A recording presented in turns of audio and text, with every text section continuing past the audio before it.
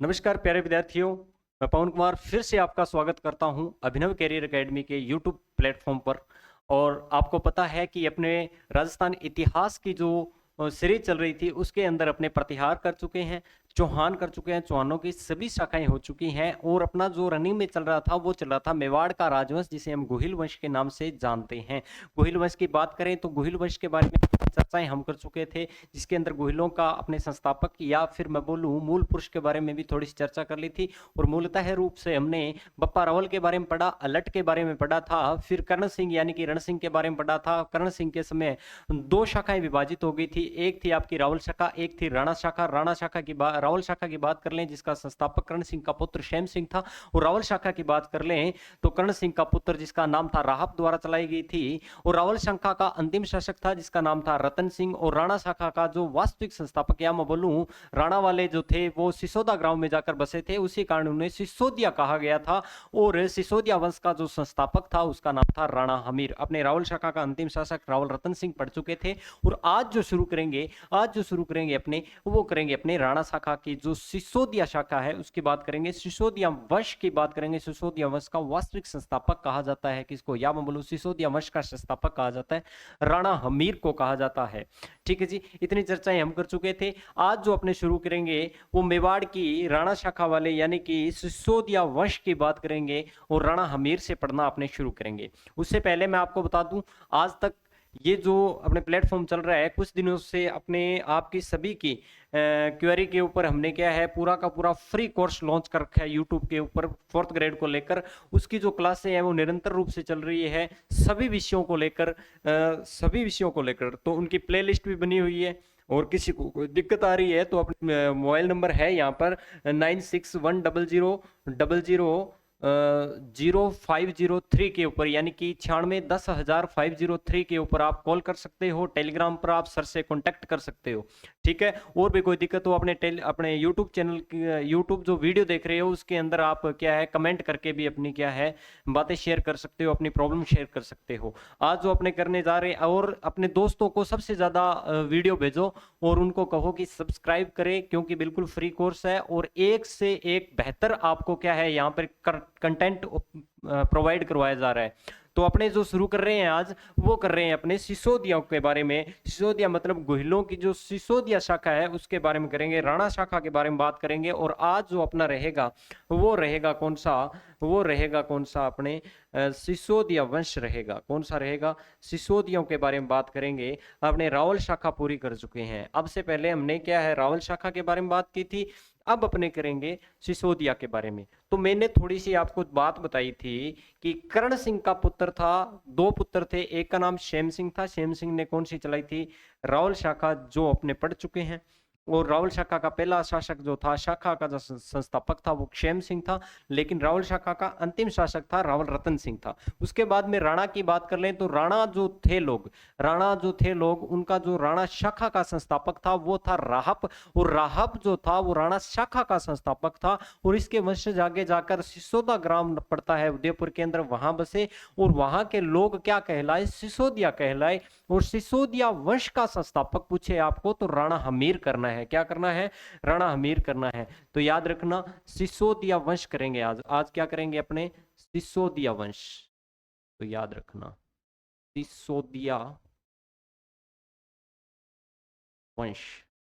सिसोदिया वंश की बात कर लेते हैं तो सिसोदिया वंश का जो संस्थापक है तो याद रखना वो है राणा हमीर। यह वही राणा हमीर है जिसे कुंभलगढ़ प्रशस्ति के अंदर विषम घाटी पंचानन की उपाधि दी गई है। चलो अपने बात करते हैं राणा हमीर के बारे में। राणा हमीर की बात करते हैं अपने, राणा हमीर के बारे में बात करते हैं। तो राणा हमीर की बात कर लें,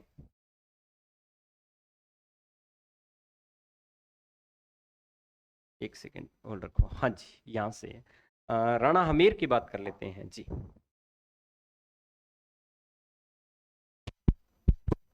हाँ जी, देखिए राणा हमीर की बात करें तो 1326 से लेकर 1364 तक इनका कार्यकाल रहा था। आपके ऐतिहासिक घटनाएं हैं, किसी भी प्रकार का कार्यकाल आपको नहीं पूछा जाएगा, लेकिन आपकी सुविधा की दृष्टि से मैंने ये डाल दिया है 1326 से 1364। देखिए राणा हमीर की बात कर लें तो सिसोदिया शाखा की इसने नींव डाली, या मैं बोलूं सिसोदिया वंश का संस्थापक। सिसोदिया वंश का संस्थापक। ये वही सिसोदिया वंश है जिन्हें राणा कहा जाता था। क्या कहा जाता था? राणा कहा जाता था। 1326 में क्या है, इसने सिसोदिया वंश की नींव डाली। और 1303 के अंदर कहते हैं कि गोहिल वंश का अंतिम रावल शाखा का अंतिम शासक जो रावल रतन सिंह था, उसकी समाप्ति हो चुकी थी। तो 1303 से लेकर 1326 तक चित्तौड़ पर अलाउद्दीन खिलजी का अधिकार रहा था। आपको पता है, मैंने बताया था कि 1303 में वो क्या है, 26 अगस्त 1303 को चित्तौड़ का साका होता है, जिसमें पद्मनी क्या करती है, जौहर करती है। गोरा बादल और रावल रतन सिंह सहित क्या है, केसरिया धारण करते हैं। ये चित्तौड़ का पहला साका हुआ था। उसके बाद में अलाउद्दीन खिलजी का क्या हो गया, यहाँ पर अधिकार हो गया। अधिकार होने के बाद में क्या है, अलाउद्दीन खिलजी की थोड़े समय बाद मृत्यु हो गई। और इसके लड़के को क्या है, ये इसके लड़के खिजर खां के क्या है, अधिकार में था किला। उसी कारण चित्तौड़गढ़ का नाम खिजराबाद रखा गया था। और बात करें तो बाद में जब अलाउद्दीन खिलजी की मृत्यु हुई तो दिल्ली को संभालने के लिए खिजर खान दिल्ली जाना पड़ा। तो उसने क्या किया, इसका पुरभार या मैं बोलूं जो किला देकर चला गया, वो किसको देकर चला गया, कन्नड़ देव जो कि जालोर का अंतिम शासक था, उसके भाई मालदेव मुंशाला को या मालदेव सोनगरा को देकर ये चला गया था, याद रखना। तो ये लिखा हुआ है कि 1326 तक चित्तौड़ पर खिलजियों का क्या रहा था, अधिकार रहा था, 1303 से 1326 तक। ठीक है जी, अब बढ़ते हैं आगे। राणा हमीर ने 1326 में क्या किया, मालदेव सोनगरा व जैसा नामक एक व्यक्ति था, उससे क्या है, ये चित्तौड़गढ़ का किला, तो जो कि अपने मालदेव सोनगरा बैठा हुआ था ना चित्तौड़ के अंदर, उससे क्या है, इसने ये किला वापस ले लिया। और सिसोदिया वंश का संस्थापक जिसे कहते हैं राणा हमीर ने चित्तौड़गढ़ किले पर अधिकार कर लिया 1326 में। और कहते हैं कि इतने साल खिलजियों के अधिकार में रहने के बाद जो अगर इसने यह काम किया, इसी कारण क्या है कि मेवाड़ का इसने उद्धार कर दिया था। मेवाड़ का क्या कर दिया, इसने उद्धार कर दिया था। इसी कारण क्या कहा जाता है इसको, राणा हमीर को मेवाड़ का उद्धारक कहा जाता है। क्या बोला जाता है इसको, मेवाड़ का उद्धारक कहा जाता है। उद्धारक मतलब मुक्तिदाता। क्या कहा जाता है, मुक्तिदाता, यानी कि विदेशियों से या मैं बोलूं उपद्रवियों से क्या है, इसने मुक्त करवा दिया था। तो मेवाड़ का मुक्तिदाता या फिर मेवाड़ का उद्धारक किसे कहा जाता है, तो राणा हमीर को कहा जाता है। यानी कि आपात परिस्थिति में मेवाड़ इसने संभाला था। तो याद रखना, सीधा सीधा प्रश्न आएगा, मेवाड़ का मुक्तिदाता या मेवाड़ का उद्धारक किसे कहा जाता है, राणा हमीर को कहा जाता है। किसे कहा जाता है, राणा हमीर को कहा जाता है। ठीक है जी। कुंभा के काल में कुंभा के द्वारा रचित रसिक प्रिया, कुंभा ने एक रचना लिखी थी जो कि रसिक प्रिया है। एक रचना है जिसका नाम है गीत गोविंद। गीत गोविंद है ना, वो जयदेव नाम का एक व्यक्ति था, उसके द्वारा, जयदेव नाम का एक राइटर था, उसके द्वारा लिखा गया था। उस जयदेव द्वारा लिखी गई रसिक प्रिया के ऊपर जयदेव द्वारा लिखी गई गीत गोविंद के ऊपर रसिक प्रिया लिखी थी, क्योंकि गीत गोविंद के ऊपर एक टिक्का लिखी थी। प्रश्न आएगा कि कुंभा के द्वारा गीत गोविंद पर लिखी गई टिक्का को क्या कहते हैं, तो याद रखना रसिक प्रिया लिखी थी। तो उसमें क्या कहा गया, देखो, कुंभा द्वारा रचित रसिक प्रिया जयदेव की गीत गोविंद पर जो टीका है, तथा अत्रि व महेश द्वारा विजय स्तंभ पर लिखी गई कीर्ति स्तंभ प्रशस्ति जो कि 1460 की है, इसकी अपने पहले चर्चा कर चुके हैं, उसमें राणा हमीर को विषम घाटी पंचानन कहा गया है। इंपॉर्टेंट है, तो आएगा विषम घाटी पंचानन किसको कहा गया है, तो याद रखना कीर्ति स्तंभ प्रशस्ति और कुंभा द्वारा जो रसिक प्रिया लिखी गई थी उसके अंदर बताया गया। मैंने कोई गलती से आपको कुंभलगढ़ प्रशस्ति बता दी थी कि इसको कुंभलगढ़ प्रशस्ति में बताया गया, तो याद रखना में इसे नहीं दी गई उपाधि है। इस उपाधि का जो वर्णन किया गया कीर्ति स्तंभ प्रशस्ति के अंदर किया गया है, जो अत्रि व उसके पुत्र महेश द्वारा लिखी गई है, याद रखना। या फिर याद रखना रसिक प्रिया के अंदर जो कि कुंभा की रचना है उसके अंदर लिखी गई है। ठीक है ना। विषम घाटी पंचानन कहा गया है। पंचानन का मतलब क्या होता है कि युद्ध में सिंह के समान, यानी कि युद्ध में शेर के समान, युद्ध में शेर के समान बताया गया है। किसको, राणा हमीर को बताया गया है। तो ये उपाधि ध्यान रखना आप। कुंभा द्वारा गीत गोविंद पर लिखी गई रसिक प्रिया नामक टीका में राणा हमीर को वीर राजा की उपाधि भी दी गई है। तो याद रखना रसिक प्रिया में दो चीजें हैं। रसिक प्रिया में विषम घाटी पंचानन,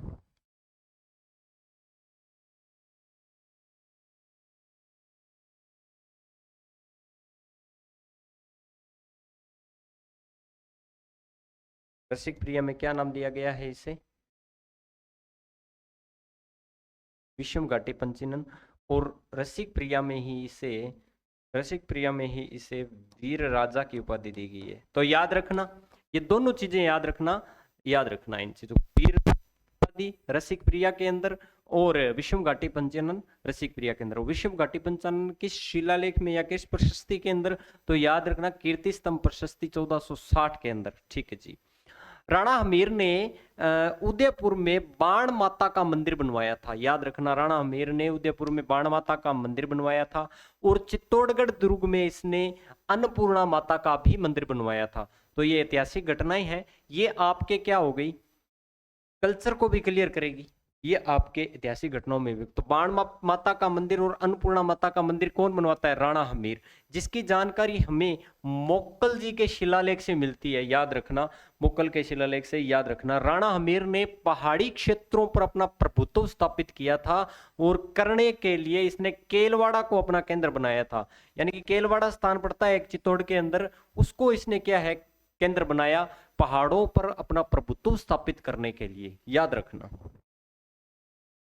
उसके बाद में राणा हमीर के बाद में कौन आता है व्यक्ति, उस व्यक्ति का नाम पड़ता है क्या, लाखा। क्या नाम पड़ता है, अरे लाखा तो लाख रुपए का व्यक्ति था, लाखा तो लाख रुपए का व्यक्ति था, ऐसा कुछ मेवाड़ वाले कहते थे। लेकिन कहते हैं कि 60-65 साल की उम्र में इसने विवाह किया था हंसाबाई से। हंसाबाई जो की बात कर ले तो हंसाबाई रणमल की बहन थी।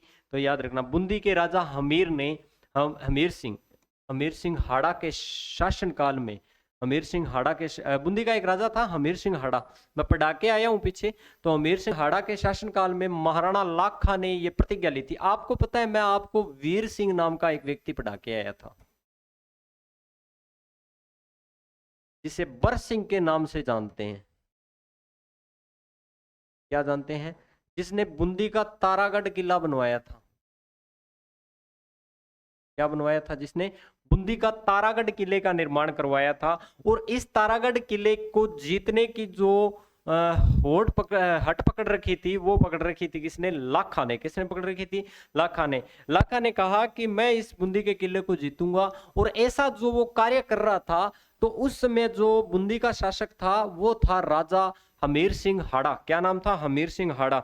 लेकिन हमीर सिंह हाड़ा उससे बूंदी का तारागढ़ किला जीतने नहीं दे रहा था। अब क्या है, वो पूरा डिप्रेशन में जा रहा था। अब उसके जो मंत्री थे उन्होंने सोचा कि अपने राजा जी तो चल बसेंगे इस हिसाब से, तो अपने क्या करें, उन्होंने कहा कि एक मिट्टी का किला बनवा दो तारागढ़ की तरह, तारागढ़ की जो शेप के अंदर एक मिट्टी का किला बनवा दो। फिर कहेंगे कि उसके सामने एक बूंदी का अपने व्यक्ति खड़ा कर देंगे, बूंदी का एक सैनिक खड़ा कर देंगे। राजा जी को कहेंगे आप उस बूंदी के सैनिक को मार दो और उस किले को क्या कर दो, ध्वस्त कर दो तीरों से, है ना, तीरों से तोपों से जैसे भी है ध्वस्त कर दो, आप विजयी हो जाओगे। तो उन्होंने क्या है कि वो पूरा का पूरा व्यूह रचना रची और ऐसा किया। और उसके बाद में क्या है, इसने अपनी प्रतिज्ञा छोड़ी थी। आप देखिए कि बूंदी के राजा बूंदी के राजा हमीर सिंह हाड़ा के शासनकाल में महाराणा लाखा ने प्रतिज्ञा ली, जब तक मैं बूंदी के किले को नहीं जीत लेता, यानी कि तारागढ़ किला बूंदी वाला नहीं जीत लेता, तब तक मैं अन्न जल ग्रहण नहीं करूंगा, अन्न जल ग्रहण नहीं करूंगा। तब तारागढ़ किले की प्रतिकृति के रूप में मिट्टी का एक किला बनाया गया और उसको गिराकर लाखा ने अपना प्रण तोड़ा। और इस घटना में कुंभाहाड़ा शहीद हुआ था। याद रखना ये बूंदी का एक सैनिक था कुंभाहाड़ा, तो इंपॉर्टेंट है ये कुंभाहाड़ा। सामने कौन था, कुंभाहाड़ा था। कुंभाहाड़ा क्या हो गया, इसमें शहीद हो गया था। ये भी इंपॉर्टेंट है। राणा लाखा का विवाह मारवाड़ के रणमल की बहन से हुआ था। राणा लाखा का विवाह मारवाड़ के रणमल की बहन से हुआ था। रणमल की एक बहन थी और उस बहन का नाम था हंसाबाई। रणमल की एक बहन थी, मैंने बताया था हंसाबाई। आगे चलकर इसकी एक, ये जो हंसाबाई है, इसकी कोख से जो जन्म लेगा वो लेगा मोक्कल। मोक्कल कौन होगा? इसका पुत्र होगा। कौन होगा? पुत्र होगा। कहते हैं कि अपने राणा लाखा के एक पुत्र था जिसका नाम था कुंवर चुंडा। क्या नाम था? कुंवर चुंडा। कुंवर चुंडा क्या है, बड़ा ही हैंडसम था और साथ में इतना सुंदर होने के बावजूद वो क्या, पराक्रमी राजा के उसमें क्या थे? गुण थे। क्या थे? गुण थे और अच्छा व्यक्तित्व का था वो। और उसका रिश्ता लेकर राणा रणमल ने कुछ अपने दूतों को मेवाड़ राज के अंदर भेजा। तो कहते हैं कि जैसे ही अपने वो किले के अंदर घुसते हैं, किले के अंदर घुसते ही सामने जो है मंत्रीगण बैठे होते हैं और मंत्रीगणों के साथ में लाखा जी बैठे होते हैं। अब जैसे रणमल के बारे में, रणमल ने तो भेजा था कुंवर चुंडा के लिए बात करने के लिए कि कुंवर चुंडा का विवाह करना है किसके साथ में? अपने हंसाबाई के साथ में करना है। लेकिन आगे लाखा जी बैठे हुए थे। लाखा जी से लाखा जी ने इनसे पूछा कि हाँ जी फरमाओ। इन्होंने कहा कि हम मारवाड़ रियासत से आए हैं, कि बोलिए क्या सेवा कर सकते हैं आपकी। उन्होंने कहा कि विवाह का आमंत्रण लेकर आए हैं। क्या लेकर आए हैं? विवाह का आमंत्रण लेकर आए हैं, अगर आपको स्वीकार हो तो बताओ। अब लाखा जी क्या है, रोंग साइड में चले गए। लाखा जी किस प्रकार रोंग साइड में चले? उन्होंने कहा कि यार मेरी 60-65 साल की उम्र है, हंसाबाई का विवाह मेरे साथ। फिर भी उन्होंने सोचा कि कहीं लॉटरी निकली गई हो सकता है हमारे एज की अभी वैकेंसी बाकी हो। तो उन्होंने कहा ठीक है भाई। मन ही मन में सोचा कि ठीक है कोई बात नहीं, सामने से चला कर आए हैं, हाँ भर देते हैं। उन्होंने क्या कर दिया, हाँ, उन्होंने सीधा कहा कि हाँ मुझे मंजूर है, मैं शादी करवा लूंगा। अब वो राजा ने ऐसा बोल दिया, मंत्रियों की क्या औकात की वापस पलट के कह दे कि आपके लिए नहीं आपके पुत्र के लिए लाया हूं। और भरा दरबार था। तो उन्होंने क्या, तुरंत मुड़े वहां से। मुड़ने के बाद में वापस रणमल के पास आ गए। रणमल के सामने आए, मुंह छोटा सा किया हुआ, और उन्होंने कहा कि रणमल जी बिल्कुल रॉन्ग नंबर लग गया है यार ये तो। कि कैसे लग गया? कि हमने ऐसे ऐसे करके बोला और उन्होंने यस कर दी, और उन्होंने सोचा कि खुद के लिए, स्वयं के लिए, और हम तो गए थे किन के लिए? कुंवर चुंडा के लिए। तो रणमल ने कहा कि आप वापस जाओ। उन्होंने कहा चलो ठीक है। कि वापस क्यों जाएं, पक्का करके आना? क्या नहीं, आप ऐसे कहो उनको जाकर कि आने वाले समय में हंसाबाई की कोख से जो भी औलाद पैदा होगी वो इस मेवाड़ रियासत का क्या बनेगा? आगे राजा बनेगा। तो ऐसा जाकर उन्होंने कहा कि ये फरमान है, ये सारी हमारी शर्तें हैं, अगर आपको स्वीकार है तो हंसाबाई का विवाह आपके साथ कर दिया जाएगा, नहीं तो मुश्किल है। तो राणा लाखा ने कहा कि ठीक है, डन है। डन कर दिया। अब इस बात का पता कुंवर चुंडा को नहीं था, राणा लाखा के पुत्र को। अब कुंवर चुंडा को एक रात उन्होंने अपने शयन कक्ष के अंदर बुलाया और कहा कि पुत्र, मैं पूरी भरी सभा के अंदर क्या है, जुबान दे चुका हूं मारवाड़ वालों को, और अगर तू पीछे नहीं हटा तो पूरी बेइज्जती भी हो जाएगी। और उसे कहा गया, कुंवर चुंडा को कहा कि उनकी ये शर्त है कि आने वाले समय में जो हंसाबाई का जो विवाह है होगा जिसके साथ, उसी का पुत्र क्या है आगे शासक बनेगा, अगर आपके साथ करते हैं। तो कुंवर चुंडा ने कहा कोई बात नहीं पिताजी, कि आप अगर ऐसा चाहते हो कि हंसाबाई से विवाह करना है और हंसाबाई के पुत्र को क्या बनाना है, आगे शासक बनाना है, तो मैं आपके लिए क्या है, त्याग कर देता हूँ। क्या कर देता हूं? त्याग कर देता हूं। और ऐसा कह के कहते हैं कि उसने त्याग कर दिया कि मैं पूरे जीवन कभी भी इस रियासत का क्या नहीं बनूंगा, इस रियासत का क्या नहीं बनूंगा, शासक नहीं बनूंगा, इस रियासत की गद्दी के लिए नहीं लड़ूंगा। ऐसा वचन किसने दे दिया अपने पिता को? कुंवर चुंडा ने दे दिया था। किसने दे दिया? कुंवर चुंडा ने दे दिया था। कुंवर चुंडा ने जब ये वचन दिया तो इसी कारण कुंवर चुंडा को एक उपाधि दी गई थी जिसका नाम था क्या? जिसका नाम था क्या? भीष्म पितामह की उपाधि। तो याद रखना, भीष्म पितामह की जो उपाधि दी गई थी, आगे लिखा हुआ है वैसे तो, पर यहां पर और लिख देते हैं, पितामह। भीष्म पितामह की उपाधि जो दी गई थी वो किसको दी गई थी? तो याद रखना, भीष्म पितामह की उपाधि दी गई थी कुंवर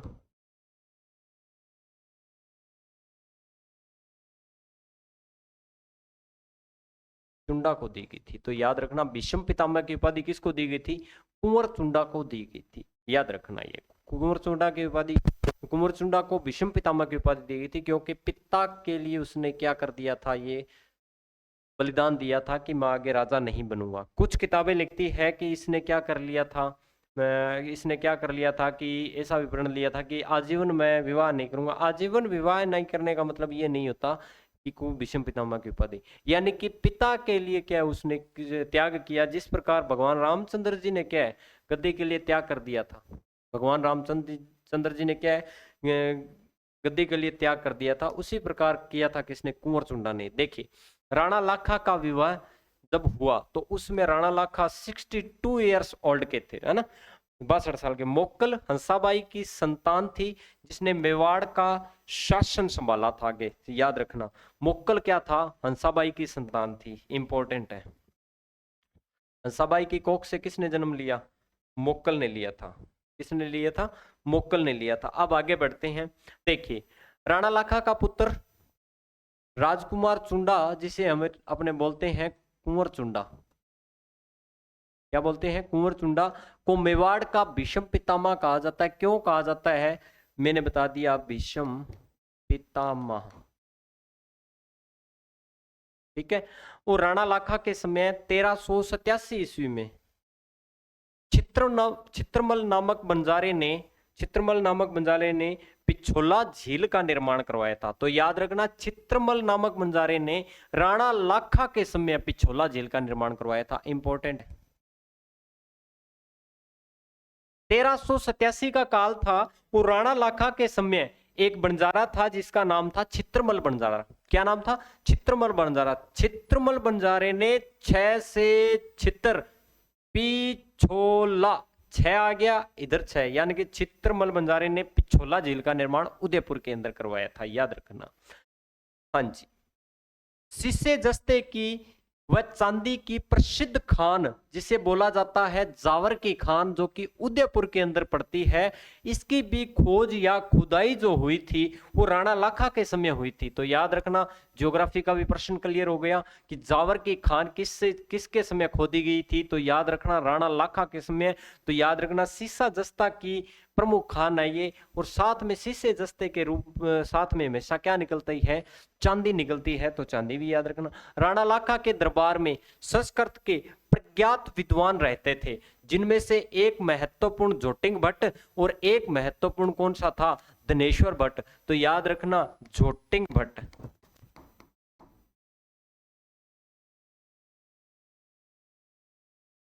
और धनेश्वर भट्ट,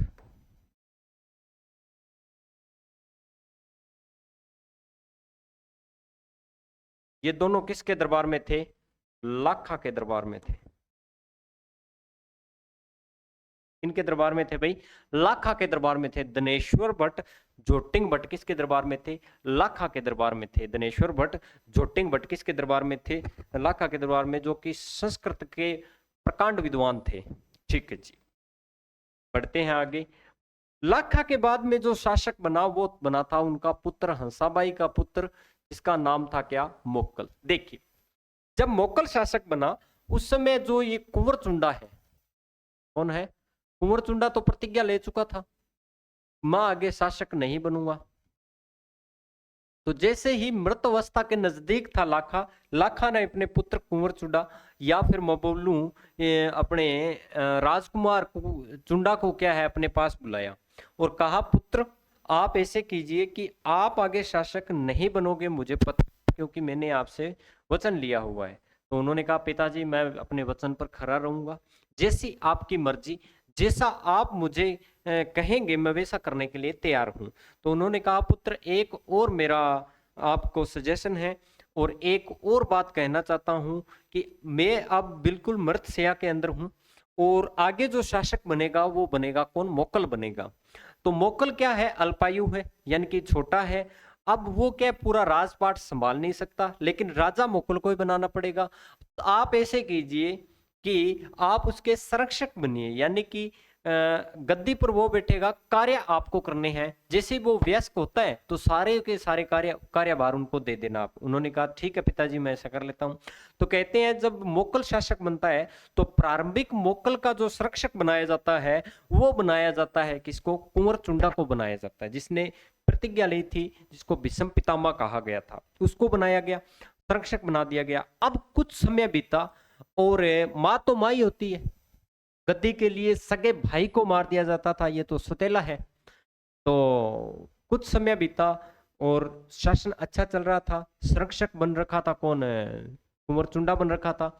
और कुछ समय बीता तो उसके बाद में जो हंसाबाई थी उसने कुंवर चुंडा को शक के दायरे में रखना शुरू कर दिया, यानी कि शक की नजरों से देख सकती थी, कहीं मेरे पुत्र का ये वध न कर दे, कहीं ये कुछ जहर न खिला दे, यानी कि हमेशा शक के दायरे में देखती थी ये। यानी कि हंसाबाई अपनी जगह सही भी थी, अगर पुत्रवत धर्म निभाए, मातृ धर्म देखा जाए तो उस अनुसार क्या है कि हंसाबाई सही थी।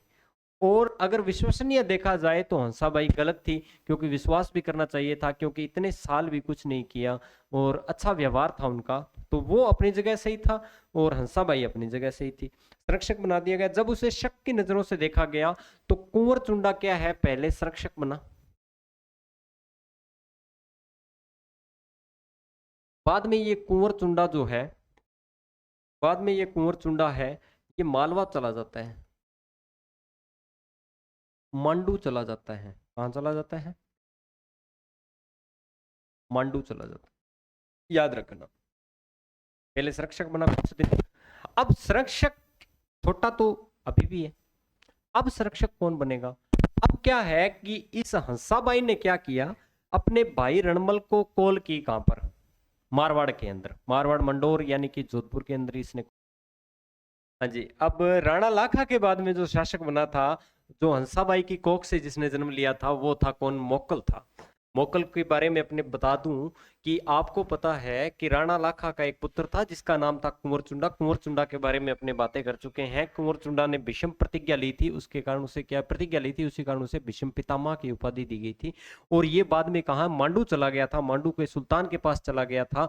और उससे पहले क्या है कि जब लाखा की मृत्यु यानी कि ये मृतशैया के नजदीक था, तो उसमें लाखा ने अपने पुत्र कुंवर चुंडा को बुलाया और कहने लगा कि तू आने वाले समय में शासक तो नहीं बनेगा, लेकिन एक बात तुझे और माननी पड़ेगी कि मेरे पुत्र मोक्कल का तुझे संरक्षक बनना पड़ेगा। तो उन्होंने कहा कि हाँ पिताजी, जैसे आपकी मर्जी, मैं आपकी जो आपने कहा है उसकी क्या करूंगा, आज्ञा का पालन करूंगा। और उन्होंने ऐसा ही किया कि आने वाले समय के अंदर क्या है कि मोक्कल का संरक्षक बना जो, वो था कौन?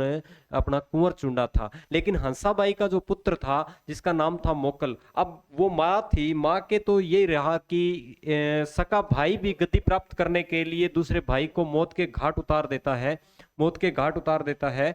लेकिन लेकिन बात कर लें कि अपने कि उसके अंदर क्या हुआ कि अपने जो मोक्कल था, मोक्कल के का जो संरक्षक बनाया गया था, मोक्कल का जो संरक्षक बनाया गया था, वो बनाया गया था किसको? अपने कुंवर चुंडा को। और उसके लिए क्या हुआ कि बाद में वो शक के दायरे से देखने लगी, तो उसके बाद में उसने अपने भाई रणमल को मारवाड़ से बुलाया। मारवाड़ से बुलाने के बाद में क्या हुआ कि मोक्कल चला गया कहां पर? मोक्कल चला गया कहां पर? मांडू चला गया। तो याद रखना, जो शुरुआती तौर पर मोक्कल जो क्या है बिल्कुल छोटा था, और छोटा था तो उसमें जो संरक्षक बनाया गया था, प्रारंभिक संरक्षक नंबर 1, यानी कि संरक्षक संरक्षक जो संरक्षक बनाया गया था, वो बनाया गया था कुंवर चुंडा या राजकुमार चुंडा को बनाया गया था। ठीक है। और ये कुंवर चुंडा बाद में कहां चला गया था? बाद में कहां चला गया था? मांडू चला गया था। ठीक है। लेकिन संरक्षक नंबर 2 जो बनाया गया था, संरक्षक नंबर 2 जो बनाया गया था, वो बनाया गया था रणमल को। ठीक है। रणमल का आगे पुत्र पढ़ेंगे राव जोधा, उसके बारे में थोड़ी चर्चा करेंगे। तो लिखा हुआ है राणा मोक्कल का बड़ा भाई जिसका नाम था कुंवर चुंडा, यानी कि ये क्या था? सौतेला भाई था इसका, और उसे क्या है संरक्षक बनाया गया। था और राणा मोकल का जिसे संरक्षक बनाया गया था, संरक्षक रणमल राठौड़ था, याद रखना। सबसे पहले किसको बनाया गया था? कुंवर चुंडा को, संरक्षक नंबर 1। बाद में क्या है कि इसे शक के नजर से उसकी माता, मोकल की माता देखने लगी, तो उसने अपने भाई रणमल राठौड़ को मारवाड़ से बुलाया और उसने क्या है, उसको संरक्षक नियुक्त कर दिया था। ठीक है, अब आगे बढ़ते हैं कि हंसाबाई जो थी मोकल की माँ व चुंडा की सौतेली माँ थी। हमेशा चुंडा को क्या है, शक के नजर से देखती थी और चुंडा परेशान होकर कहा, मेवाड़ छोड़कर मालवा के सुल्तान होशंग शाह के पास चला गया था। इंपॉर्टेंट है, यहां से क्या है, ऐतिहासिक घटनाएं शुरू हो गई है। याद रखना, याद रखना कि ये जो है कि होशंग शाह, याद रखना होशंग शाह जो है मांडू या मालवा का सुल्तान। होशंग शाह कहाँ का था? मालवा का। मालवा के सुल्तान के यहाँ इसने शरण ली थी मोकल के दरबार में। याद रखना। अच्छा, जोटिंग भट्ट धनेश्वर भट्ट किसके दरबार में थे? लाखा के दरबार में थे। जोटिंग भट्ट धनेश्वर भट्ट जो कि संस्कृत के प्रकांड विद्वान थे, वो किसके दरबार में थे? लाखा के दरबार में। लेकिन मन्ना फन्ना विसल ये तीनों किसके दरबार में थे? मोकल के दरबार में थे। इंपॉर्टेंट है। इसके पिता कौन थे? लाखा। लाखा के दरबार में तो कौन थे? जोटिंग भट्ट और धनेश्वर भट्ट। लेकिन मोकल के दरबार में तीन थे, मन्ना फन्ना विसल। ये भी कौन थे? शिल्पी। कौन थे? शिल्पी। मन्ना फन्ना और विसल, ये तीनों किसके दरबार में थे? किसके दरबार में थे? मोकल के दरबार में थे। आगे बढ़ते हैं जी। देखिए, मोकल के दरबार में योगेश्वर व विष्णु भट्ट भी थे और राणा मोकल ने चित्तौड़गढ़ में समिदेश्वर मंदिर का निर्माण करवाया था, जिसे अपने कहते हैं त्रिभुवन नारायण जी का मंदिर। और इसका क्या करवाया था? इसने पुनः निर्माण करवाया था। क्या करवाया था? पुनः निर्माण करवाया था। याद रखना, पुनः निर्माण कर राणा मोकल ने एकलिंगनाथ मंदिर के प्रकोटे का निर्माण करवाया था। याद रखना, राणा मोकल ने एकलिंगनाथ जी का मंदिर किसने बनवाया था? ये तो बप्पा रावल ने बनवाया था। किसने बनवाया था? बप्पा रावल ने बनवाया था। इस मंदिर का निर्माण तो बप्पा रावल ने करवाया था, लेकिन इसका जो प्रकोटा बनवाया था वो किसने बनवाया था? राणा मोकल ने। मोकल की बात कर ले तो मोकल 1428 के लगभग नागौर के फिरोज खां को रामपुरा के युद्ध में हराता है। तो याद रखना, रामपुरा का युद्ध कब होता है? 1428। एक तरफ तो था मोकल और सामने जो था वो कौन था? आपके फिरोज खां। फिरोज खां कहाँ का शासक था? फिरोज खां कहाँ का शासक था? नागौर का शासक था।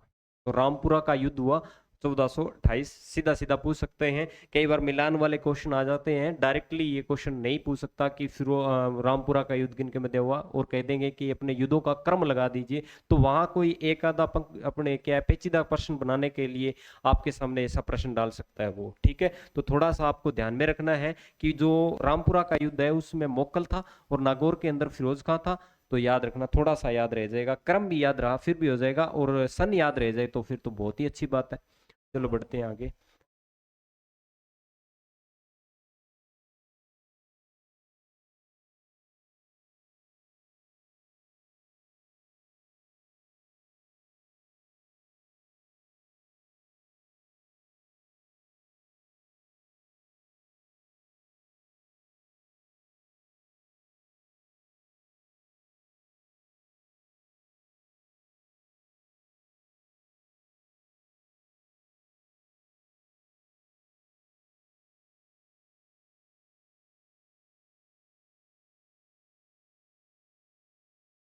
हम्म। हाँ जी। तो देखिए कि अपने बात कर चुके थे किसके बारे में? मोकल के बारे में बात कर चुके थे। अब बात करते हैं अपने मोकल के बाद में राणा कुंभा के बारे में। मोकल के एक पुत्र हुआ जिसका नाम था राणा कुंभा। कुंभा की बात कर लें तो कुंभा क्या है, सभी विद्याओं के अंदर निपुण था।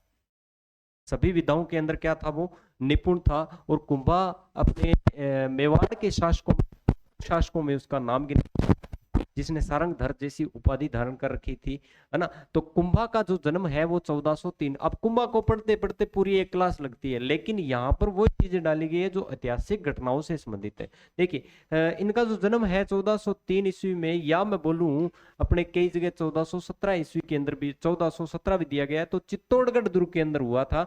और कुंभा के पिता का नाम मोकल था और उनकी माता का नाम है परमार वंशीय सौभाग्य देवी थी, परमार वंशीय सौभाग्य देवी थी। तो इंपॉर्टेंट है, कुंभा की माता का नाम क्या था और पिता का नाम क्या था, दोनों चीजें आपको ध्यान रहनी चाहिए क्योंकि ये मुख्य शासक है। तो इनके पिता और इनकी माता दोनों याद रहनी चाहिए। परमार वंशीय थी और वो कौन थी, कौन सी थी, सौभाग्य देवी।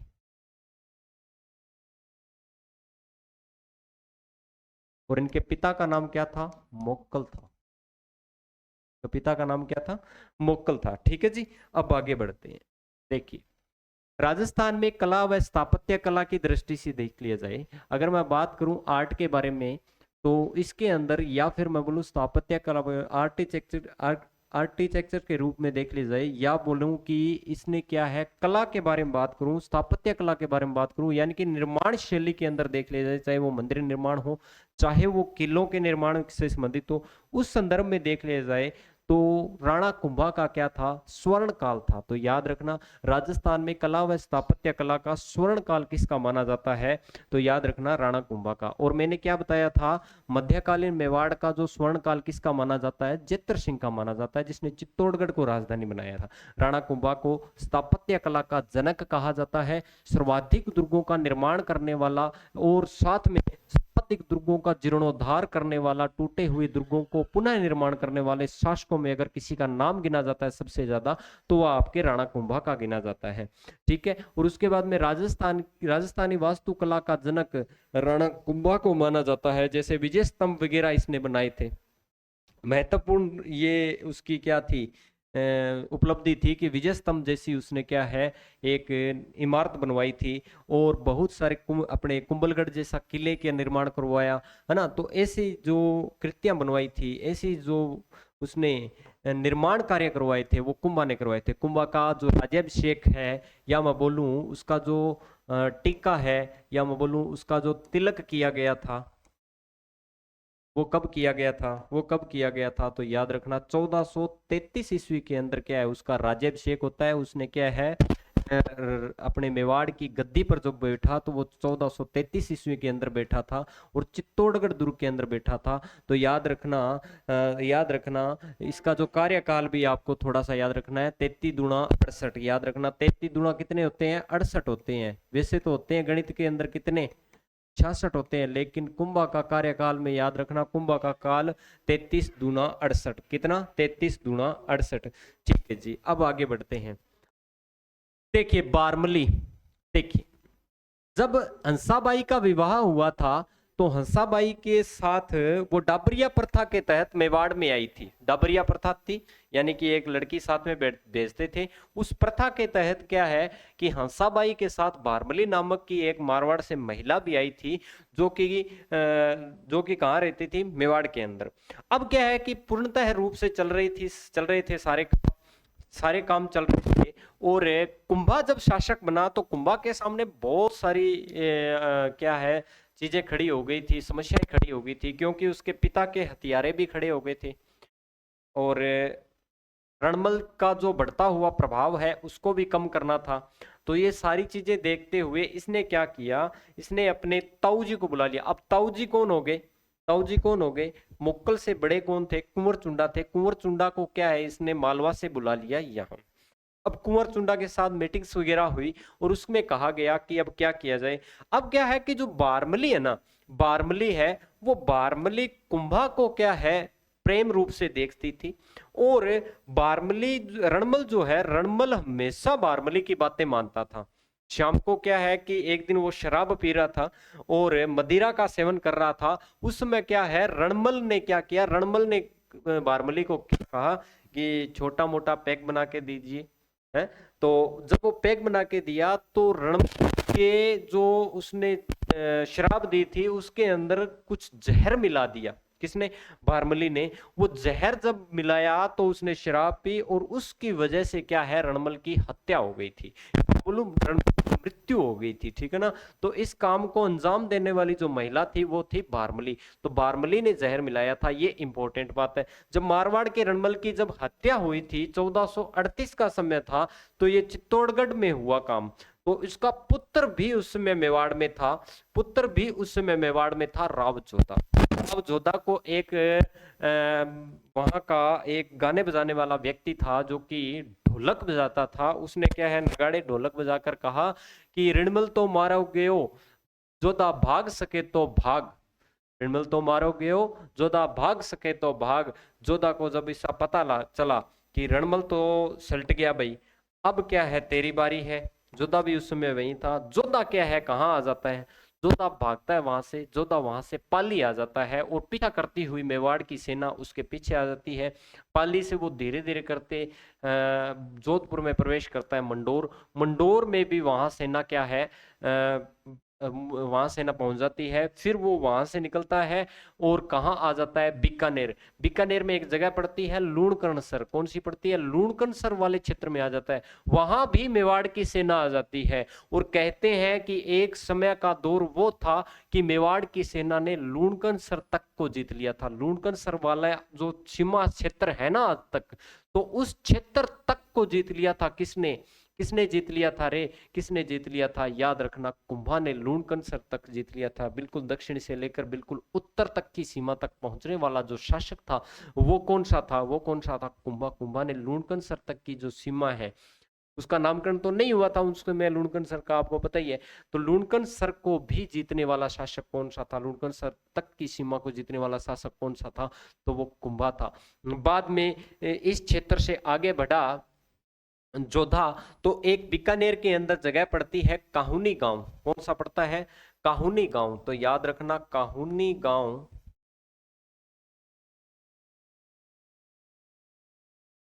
बीकानेर में पड़ता है।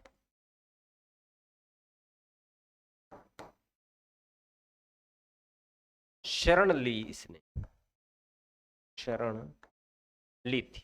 याद रखना काहुनी गांव बीकानेर में क्या है, इसने शरण ली थी। याद रखना ये सारी बातें राव जोधा ने। ठीक है जी। उसके बाद में क्या हुआ कि इनकी लड़ाइयां चलती रही। फिर भाई इनकी बुआजी थी जोधा की, उनके पास संदेशा पहुंचाया गया कि आप ऐसे करो, हमारा समझौता कराओ, इस लड़ाई में कुछ नहीं पड़ा। फिर अपने जो हंसाबाई थी, हंसाबाई थी, उसने अपने पोते या मैं बोलूं किसको, कुंभा को क्या कहा कि आप ऐसे कीजिए, इनके साथ क्या है संधि वार्ता कर लीजिए। और उस संधि वार्ता को करवाने में सबसे बड़ा जो योगदान रहा था वो हंसाबाई का रहा था। किसका रहा था, हंसाबाई का रहा था। और इस संधि को बोला गया था आवल बावल की संधि। 1453 ईस्वी के अंदर आवल बावल की संधि होती है।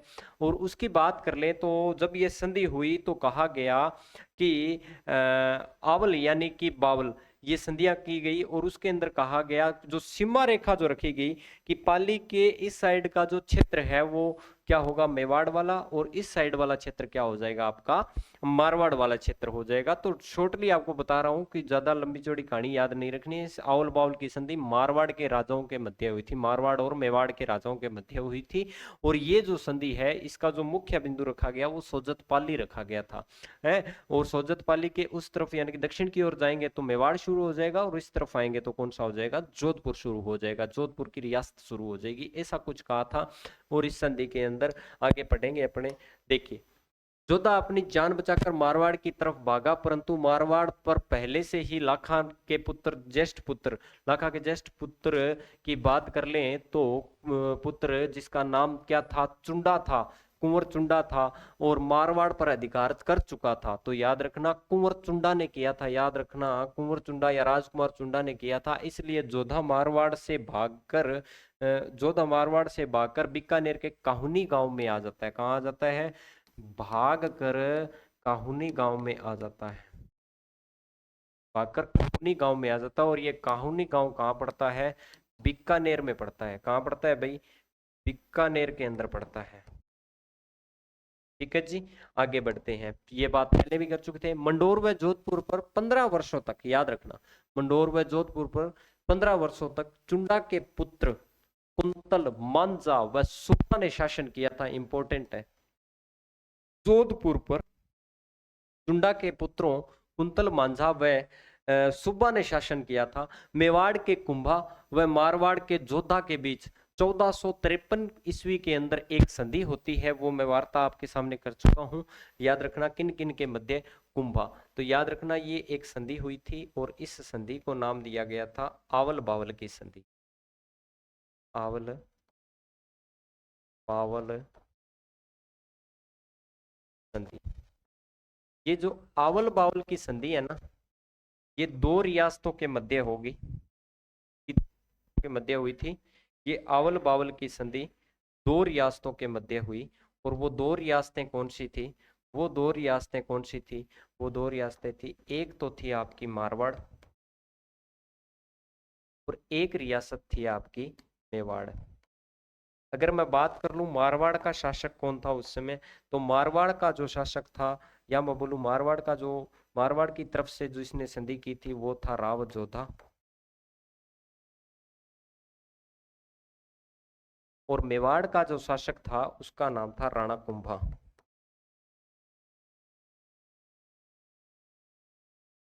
ठीक है जी। और इनके मध्य क्या हुई थी संधि, और जो इसमें संधि कराने वाला था, संधि हुई,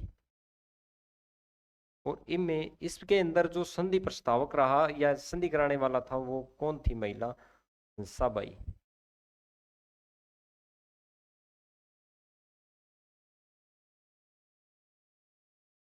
कौन थी भाई, हंसाबाई थी, याद रखना इतना।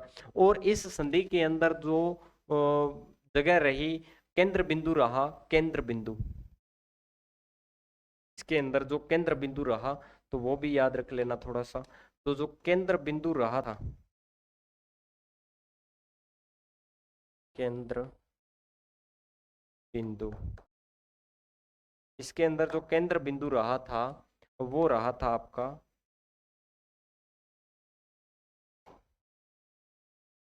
सोजत पाली। कौन सा रहा था, सोजत पाली। इससे बाहर आपसे कुछ नहीं पूछ सकता, ये ध्यान रखना थोड़ा सा। अब बात करते हैं आगे। देखिए मेवाड़ के राणा कुंभा व मारवाड़ के राव जोधा के मध्य 1453 ईस्वी के अंदर क्या होती है, आवल बावल की संधि होती है। और इस संधि के अंदर क्या कहा गया, इस संधि के अंदर क्या हुआ, इस संधि के अंदर अपनी पुत्री राव जोधा ने अपनी पुत्री, जिसका नाम है श्रृंगार देवी, क्या नाम है, श्रृंगार देवी। वैसे श्रृंगार इस तरीके से लिखा जाता है, याद रखना, श्रृंगार। ठीक है। श्रृंगार देवी का विवाह राणा कुंभा के पुत्र, क्या नाम है, राणा कुंभा के पुत्र जिसका नाम है रायमल। याद रखना, राणा कुंभा का आगे पुत्र होगा जिसका नाम है रायमल। रायमल से क्या होता है, श्रृंगार देवी का विवाह। और इसकी जानकारी हमें श्रृंगार देवी द्वारा बनाई गई, श्रृंगार देवी द्वारा बनवाई गई गोसुंडी की बावड़ी, जो कि चित्तौड़गढ़ पर लगी प्रशस्ति से मिली है। तो याद रखना, याद रखना, गोसुंडी की बावड़ी का निर्माण जो है किसने करवाया था, श्रृंगार देवी द्वारा। तो याद रखना श्रृंगार देवी का विवाह किसके साथ हुआ है, तो याद रखना श्रृंगार वेड्स राइमल, इस संधि के तहत हुआ था। ठीक है, यानी कि विवाद खत्म करना है, सॉरी ब्याह देते हैं। 1437 के अंदर कुंभा व मालवा के शासक महमूद खिलजी प्रथम के मध्य एक युद्ध हुआ था। इंपॉर्टेंट युद्ध है भाई, ये बहुत इंपॉर्टेंट युद्ध है, यहां से प्रश्न बनेंगे। एक युद्ध हुआ था और उस युद्ध का नाम है सारंगपुर का युद्ध। कौन सा युद्ध है, सारंगपुर का युद्ध। ये जो सारंग 37, बोलो क्या नाम है, सारंग 37, यानी कि 1437 ईस्वी। ये युद्ध कब हुआ, 1437 ईस्वी के अंदर हुआ था। और ये सारंगपुर युद्ध किस किस के मध्य हुआ था, कुंभा जो कि मेवाड़ का शासक था, और मालवा का शासक कौन था, महमूद खिलजी प्रथम, महमूद खिलजी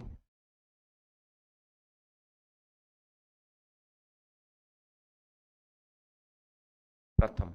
इंपॉर्टेंट है, 1437 में सारंगपुर का युद्ध होता है। ये महमूद खिलजी प्रथम और राणा कुंभा के मध्य हुआ था। और सारंगपुर के युद्ध में कुंभा जो है विजयी होता है, इंपॉर्टेंट है ये। सारंगपुर के युद्ध में कुंभा क्या होता है, विजयी होता है। कुंभा बड़ा राजी हुआ इस युद्ध को जीतने के बाद में, क्योंकि मालवा के शासक महमूद खिलजी प्रथम को इसने क्या है, हरा दिया था। इंपॉर्टेंट है, इंपॉर्टेंट है। देखिए सारंगपुर के युद्ध में कुंभा जो है विजय हुआ, और युद्ध विजय की खुशी में चित्तौड़गढ़ दुर्ग में इसने एक स्तंभ का निर्माण करवाया, और उस स्तंभ का निर्माण करवाया क्योंकि सारंगपुर युद्ध की विजय के उपलक्ष्य में करवाया, इसी कारण इस स्तंभ का नाम रख दिया गया, विजय स्तंभ नाम रख दिया गया। क्या नाम रख दिया गया, यानी कि विक्ट्री वाला स्तंभ। कौन सा विक्ट्री वाला स्तंभ, विक्ट्री, विक्ट्री वाला स्तंभ नाम रख दिया गया। और कुंभा के समकालीन गुजरात का शासक कौन था, कुतुबुद्दीन शाह था। इंपॉर्टेंट है, अब सारे याद रखना। देखिए दो तीन चीजें आपको याद रखनी है। मेवाड़ का शासक कौन था, जिसका नाम अपने पढ़ रहे हैं क्या, कुंभा। जब कुंभा मेवाड़ का शासक है तो गुजरात का शासक कौन होगा, एक बार के लिए एक ही याद रखना, गुजरात का है कुतुबुद्दीन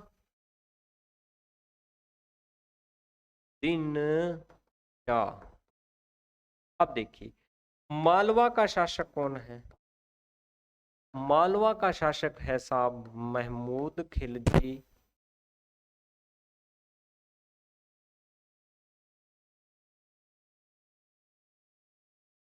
प्रथम। कौन है, ये सारे याद रखना क्योंकि इनसे संबंधित भी प्रश्न आते हैं। तो विजय स्तंभ का निर्माण राणा कुंभा द्वारा करवाया गया, किस उपलक्ष्य में करवाया गया था, तो याद रखना इसने क्यों निर्माण करवाया, क्योंकि इसने सारंगपुर के युद्ध में मालवा के शासक जिनका नाम है महमूद खिलजी प्रथम को हराया था 1437 के अंदर, विजय स्तंभ का निर्माण करवाया। और उसके बाद में नागौर का भी शासक याद रखना, फिरोज खां की मृत्यु हो गई थी। फिरोज खां तो था साहब अपने मोकल के समय, अब फिरोज खां की मृत्यु हो गई, उसके बाद उसका पुत्र था जिसका नाम था शमश खां। क्या नाम था, शमश खां नागौर का स्वामी बना। लेकिन गुजरात का जो सुल्तान है ना कुतुबुद्दीन शाह, जिसकी अपने चर्चा की है, वो क्या करता है कि के सहयोग से शमश खां को अपदस्थ करता है। तो याद रखना, परंतु गुजरात सुल्तान कुतुबुद्दीन शाह के सहयोग से शमश खां को अपदस्थ कर उसके छोटे भाई मुजाहिद खां को शासक बना दिया इसने।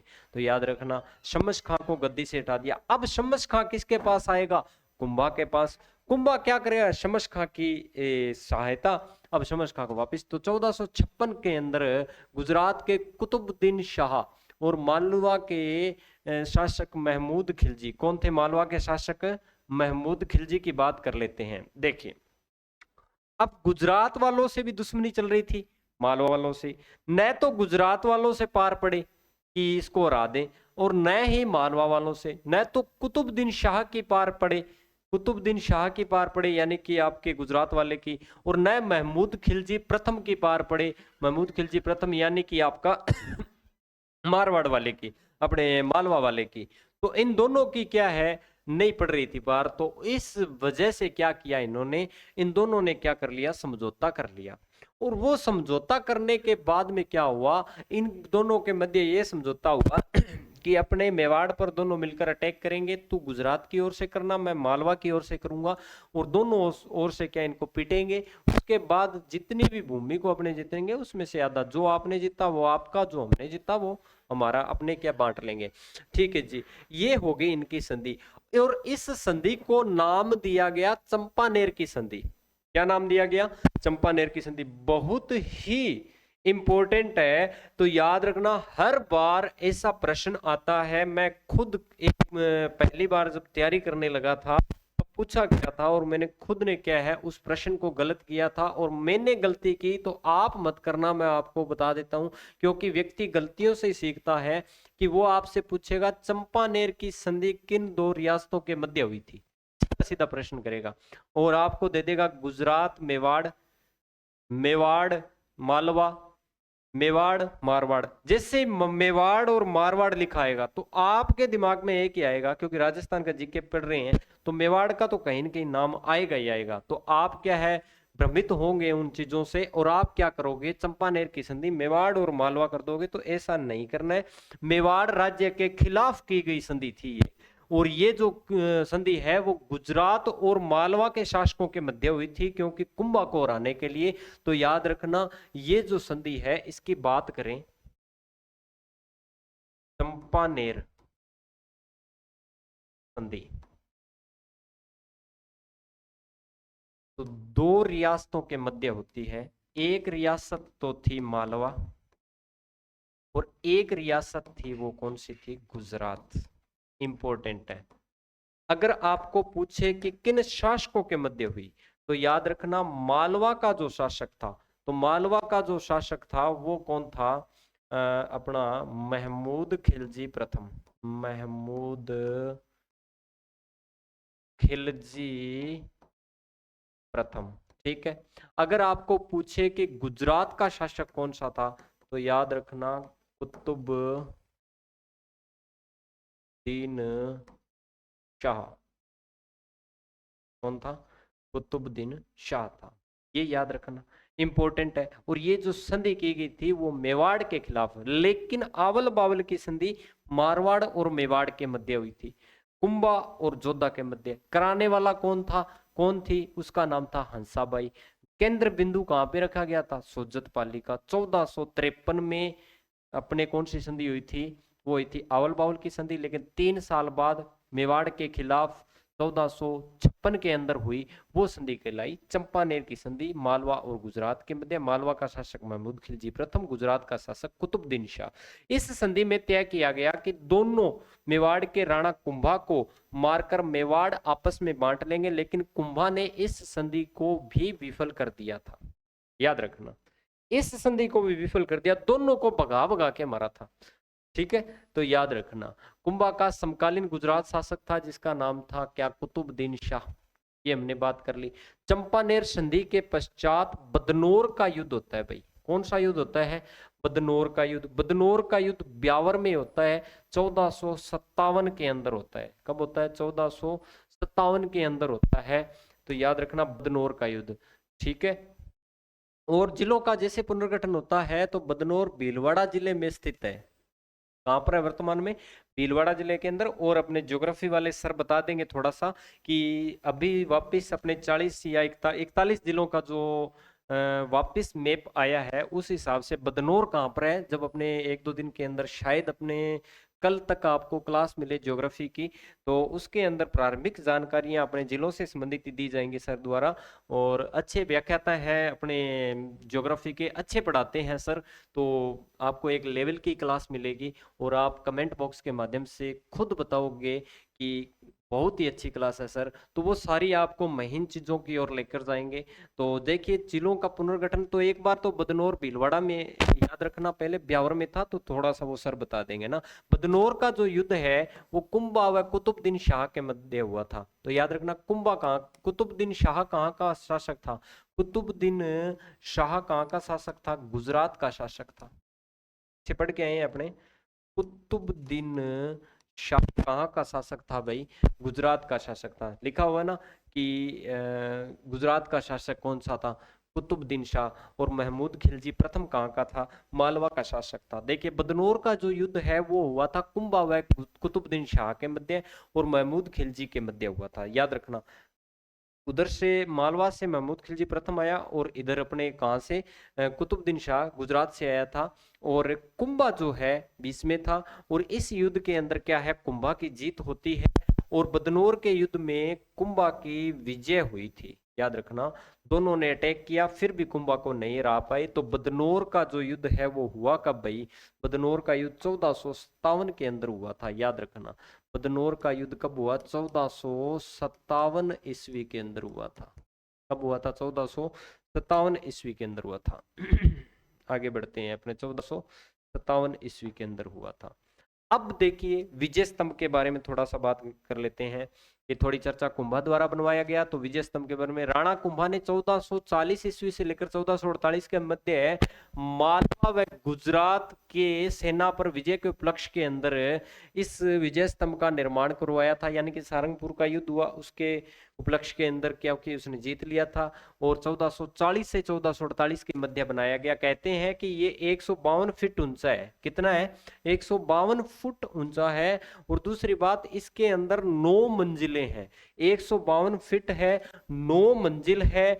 और ये जो प्रश्न आया हुआ है, मैंने डाला है कि वन रक्षक भर्ती 2022 के अंदर आया हुआ है, और इसमें 157 सीढ़ियां बनी हुई है। यानी कि जो जीने बने हुए हैं, सीढ़ियां बनी हुई है, 157 बनी हुई है। 122 फुट ऊंचा है, 9 मंजिला है, और 157 सीढ़ियां बनी हुई है। और इसकी तीसरी मंजिल पर क्या लिखा हुआ है? 9 बार अल्लाह खुदा हुआ है। आपको पता है, मैथ करते हैं ना कि 3 की स्क्वायर कितनी होती है? 9 होती है। 3 की स्क्वायर कितनी होती है? तो तीसरी मंजिल पर 9 बार अल्लाह खुदा हुआ है। कहाँ? विजय स्तंभ के अंदर। विजय स्तंभ का निर्माण 1440 से 1448 के मध्य, इतना साल लगे थे भाई। अल्लाह लिखा हुआ है। और यह कुंभा के काल की या समय की क्या है? अपने सर्वोत्तम कलाकृति है। कुंभा स्वरूप सिंह के समय महाराणा स्वरूप सिंह के समय विजय स्तंभ पर बिजली गिर गई, और यह क्या है? क्षतिग्रस्त हो चुका था। स्वरूप सिंह ने विजय स्तंभ का करवाया था, पुनः निर्माण करवाया था। विजय स्तंभ के जो शिल्पी है, इंपॉर्टेंट है, जेता नापा पुंजा, इंपॉर्टेंट है। विजय स्तंभ का जो निर्माता थे, या मैं बोलूं जो विजय स्तंभ के जो शिल्पी थे, उनका नाम था जेता नापा पुंजा। और विजय स्तंभ की बात कर ले तो 1448 से 1448 अत्रि व उसके पुत्र महेश द्वारा इस पर एक प्रशस्ति लगवाई गई, और उस प्रशस्ति को नाम दिया गया था कीर्ति स्तंभ प्रशस्ति, जो कि 1460 ईस्वी के अंदर लगवाई गई। और इसलिए विजय स्तंभ को कीर्ति स्तंभ भी कहा जाता है। देखो, विजय स्तंभ तो 1448 से 1440 से 1448 ये कुंभा द्वारा, और इसके जो शिल्पी थे विजय स्तंभ के, वो जेता नापा पुंजा। ठीक है, तो याद रखना, ये पूछा जाता है कि विजय स्तंभ के शिल्पी जेता नापा पुंजा। ठीक है, और उसके बाद में विजय स्तंभ का जो निर्माण है 1440 से 1448 है, अत्रि व उसके पुत्र महेश द्वारा। अब 2 व्यक्ति और आ गए, एक तो अत्रि नाम का व्यक्ति है कोई, और एक महेश। अत्रि का एक पुत्र था जिसका नाम था महेश। क्या नाम था? महेश। इन्होंने क्या किया कि विजय स्तंभ के ऊपर कीर्ति स्तंभ प्रशस्ति लगवा दिया, है ना, 1460 ईस्वी के अंदर। इसलिए इस विजय स्तंभ को कीर्ति स्तंभ भी कहा जाता है। इंपॉर्टेंट है भाई। कीर्ति स्तंभ की जो लिखा वो कौन सा है? अत्रि व महेश। और विजय स्तंभ के जो शिल्पी रहे वो कौन रहे? आपके जेता नापा पुंजा रहे थे। अब देख लिए, कीर्ति स्तंभ प्रशस्ति की जो भाषा है ना, वो है मेवाड़ी। और आपको पता है कि मेवाड़ी जो है मारवाड़ी की उपबोली है।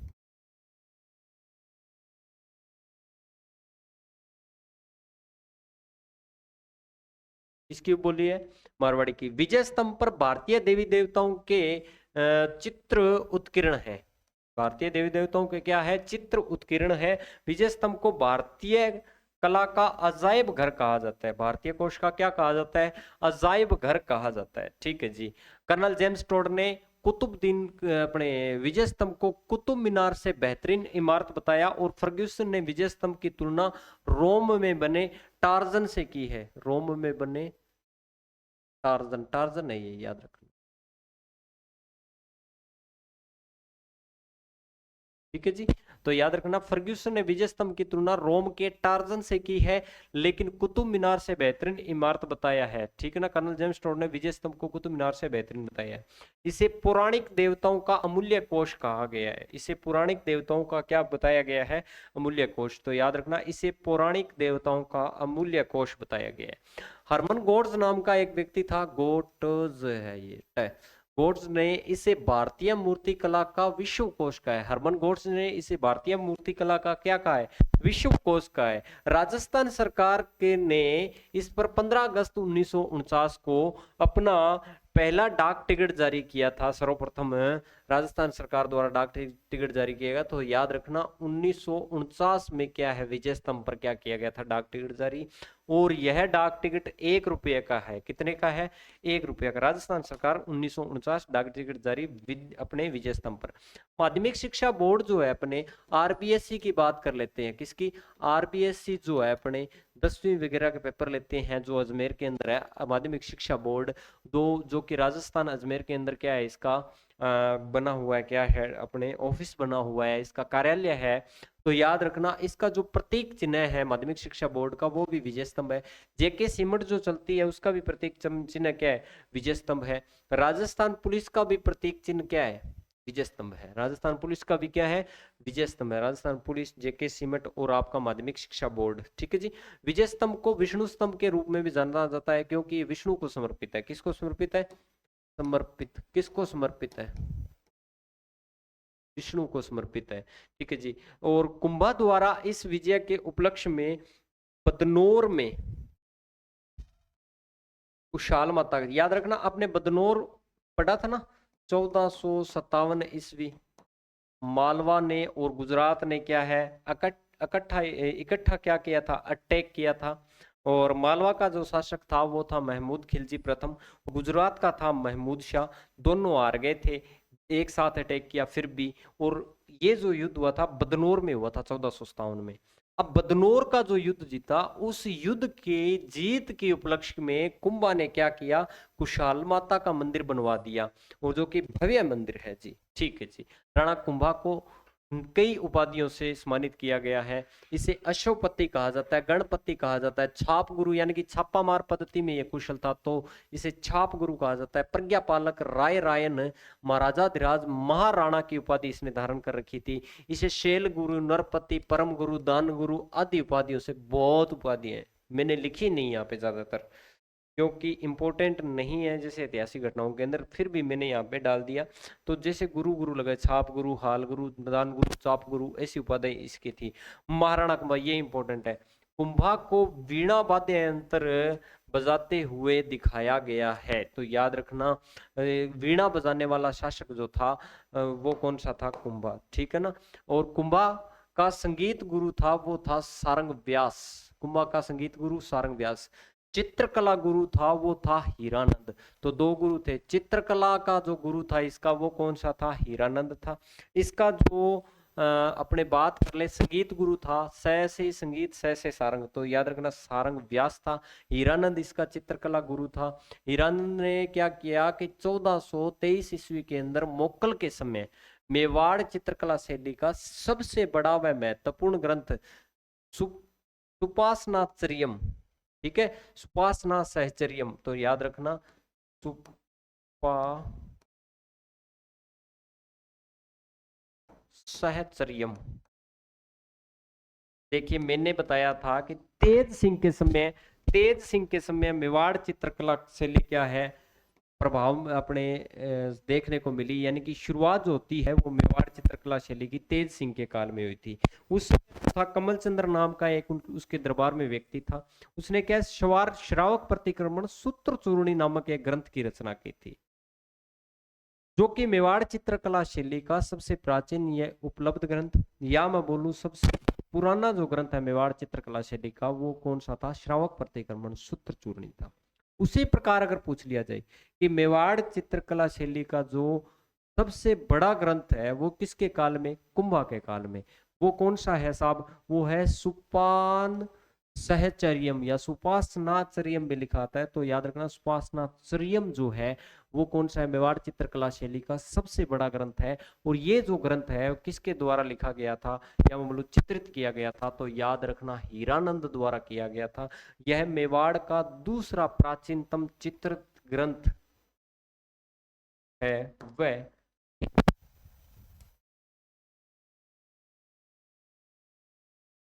वह सबसे बड़ा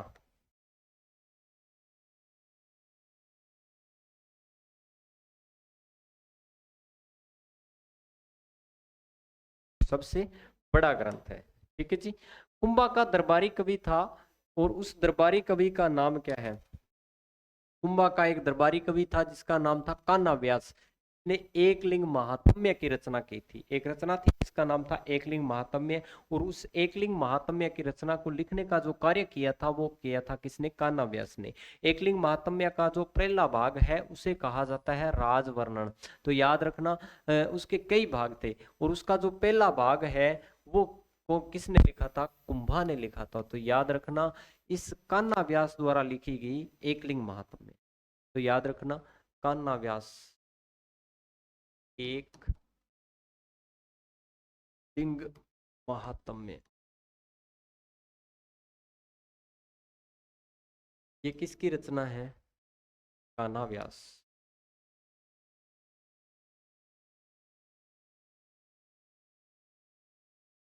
ये जो रचना है ना कान्हा व्यास की, कौन सी? एकलिंग महात्म्य है। इसका जो पहला भाग है वो राजवर्णन के रूप में जाना जाता है। किस वर्णन के रूप में?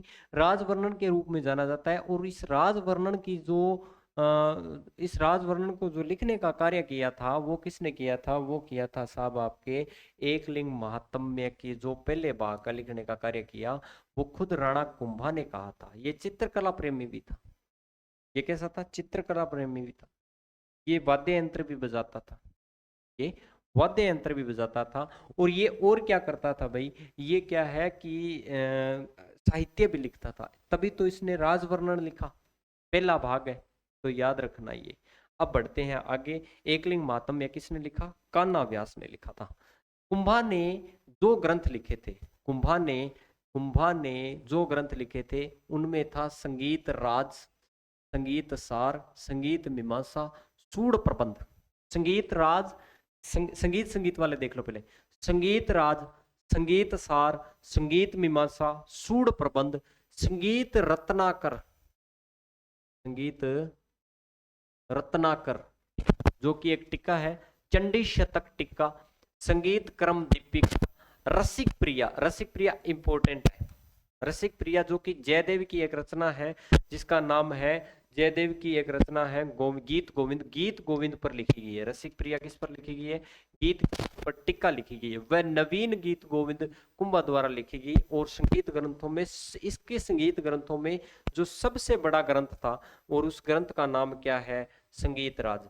तो याद रखना इस संगीत राज के अंदर कितने अंक है? 1 2 3 4 5 है ना? 5 वर्ण है। तो याद रखना ये 5 भागों में विभाजित है। अब वो डिटेल वाली क्लास कभी कराएंगे तो वहां बताएंगे वो 5 भाग है कौन से कौन से। तो इतना याद रखना कुंभा की सबसे बड़ी रचना है कौन सी? संगीत राज, जो कि 5 भागों के अंदर है। राणा कुंभा का जो प्रधान शिल्पी था उसका नाम था मंडन। क्या नाम था? मंडन। देखे जेता नापा पुंजा कौन था? जेता नापा पुंजा कौन था जिसने विजय स्तंभ का निर्माण करवाया? अच्छा, अत्रि व महेश कौन थे जिन्होंने कीर्ति स्तंभ बनवाया था? जिन्होंने क्या किया? कीर्ति स्तंभ बनवाया था।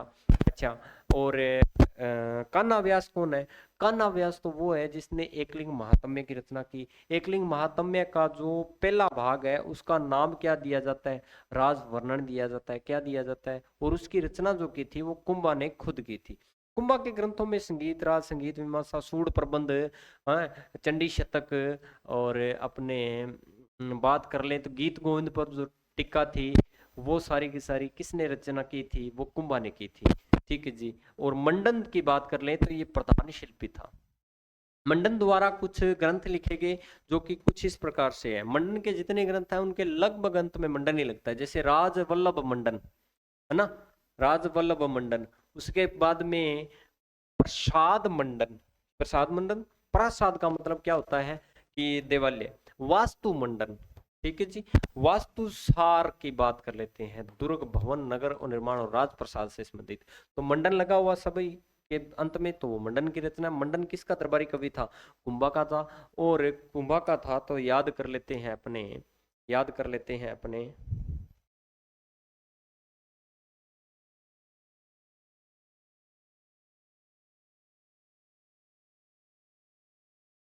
कुंभलगढ़ दुर्ग की बात कर लेते हैं। कुंभलगढ़ दुर्ग की बात कर लेते हैं तो कुंभलगढ़ दुर्ग, कुंभलगढ़ दुर्ग कुंभा द्वारा अपनी रानी पत्नी, सॉरी रानी नहीं, कुंभलगढ़ दुर्ग कुंभा द्वारा अपनी पत्नी कुंभल देवी की याद में 1448 से 1498 में करवाया गया था। तो कुंभलगढ़ दुर्ग का जो निर्माण है कुंभा द्वारा अपनी पत्नी कुंभल देवी की याद में 1448 से 1458 के मध्य करवाया गया।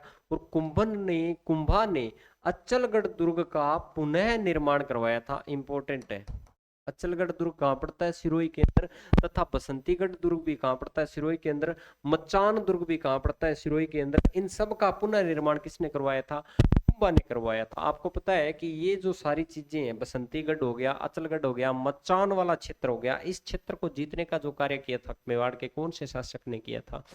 सिरोही वालों से। तो याद रखना वो कौन सा था? कुंभा था। कौन था?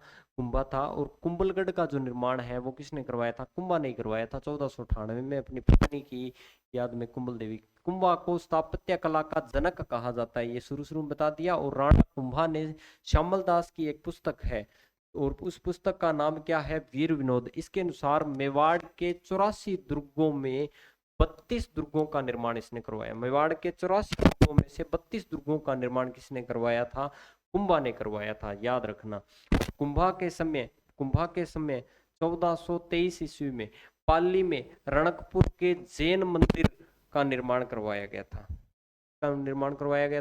रणकपुर के। तो याद रखना कुंभा के समय 1423 ईस्वी में पाली में रणकपुर के जैन मंदिरों का निर्माण करवाया गया। रणकपुर के जैन मंदिर का निर्माण करवाया गया था कुंभा के। देखिए रणकपुर के जैन मंदिर,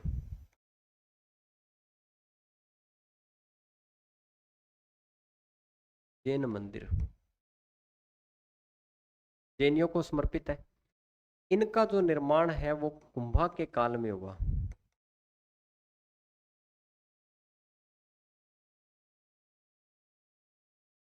ठीक है। और इनका जो निर्माण है, कहते हैं कि इनका जो निर्माण है वो एक सेठ था और उस सेठ का नाम था धरणक सेठ। क्या नाम था? धरणक सेठ। इस धरणक सेठ ने इनका निर्माण करवाया था। और इन मंदिरों का जो शिल्पी था वो कौन था? देपाक और देपा था। कौन था? देपाक और देपा। देखिए सबसे पहले बात कर लें, बहुत सारी चीजें पढ़ चुके हैं। विजय स्तंभ कुंभा के समय,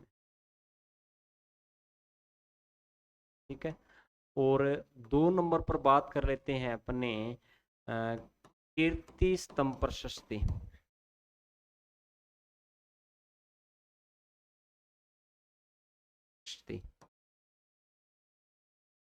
ठीक है। और उसके बाद में अपने बात कर लेते हैं, वो कर लेते हैं कौन सी, वो कौन से कर लेते हैं? वो कर लेते हैं अपने रणकपुर के जैन मंदिर।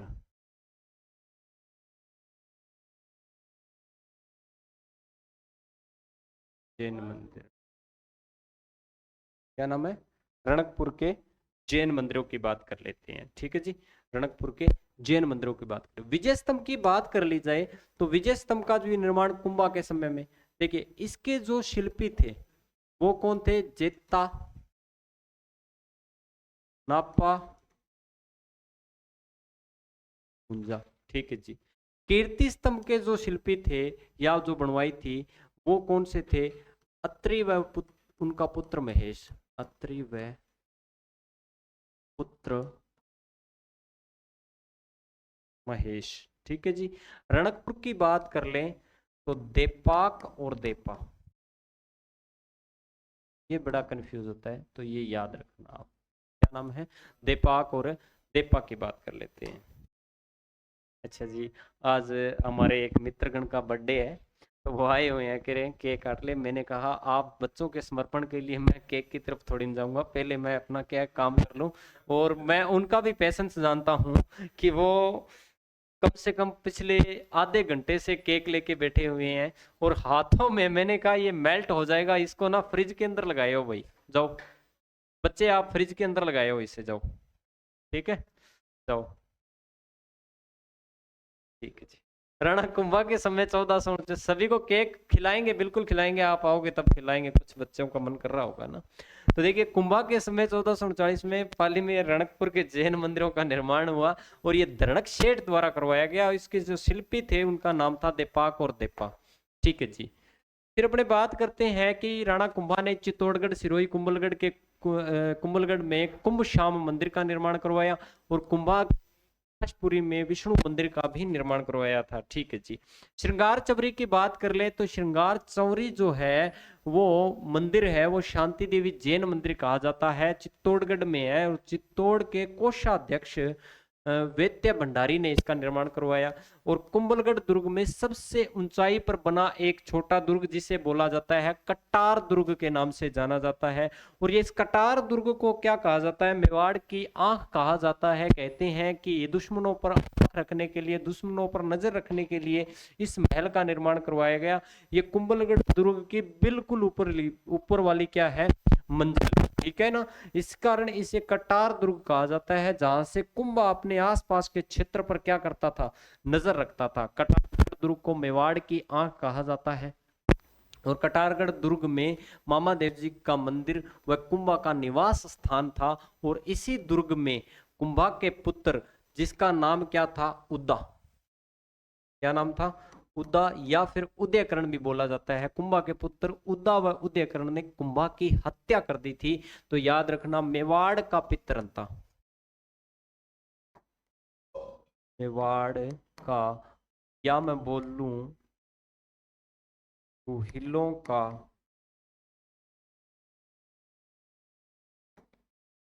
पितृहंता। तो याद रखना मेवाड़ का पितृहंता कौन था, वो था आपका कौन है, उद्दा या उदयकरण। कौन था, उद्दा। आपको बताया गया कि अपने चौहानों में पितृहंता कौन हुआ था, जगदेव की बात की थी हमने। प्रतिहारों में पितृहंता कौन हुआ था, मिहिर भोज की बात की थी हमने, ये सारी बातें की थी। उसके बाद में अपने बात करते हैं आगे जो रहेगा अपना राणा कुंभा यहाँ पे क्या है अपने पूरा कर चुके हैं। आगे जो करेंगे अपने वो अगली क्लास के अंदर देखेंगे। तब तक के लिए नमस्कार, धन्यवाद। मिलते हैं फिर आपसे। इतने समय उतने आप क्या है अलग क्लासों का क्या लीजिए, आनंद लीजिए। बने रहिए हमारे यूट्यूब चैनल अपने अभिनव कैरियर एकेडमी के साथ में। और ज़्यादा से ज़्यादा बच्चों को ये क्लासेस शेयर कीजिए। चाहे हमारी तबीयत कैसी भी हो फिर भी आपके सामने हम खड़े होते हैं यहाँ आकर, क्योंकि आपका समय ज़ाया ना जाए और आपके समय का क्या है सदुपयोग किया जाए। और हम आपके साथ हमेशा रहेंगे। और याद रखना कि आज भी आपके साथ खड़े हैं, आने वाले समय में भी आपके साथ ही खड़ेंगे। धन्यवाद। जय हिंद।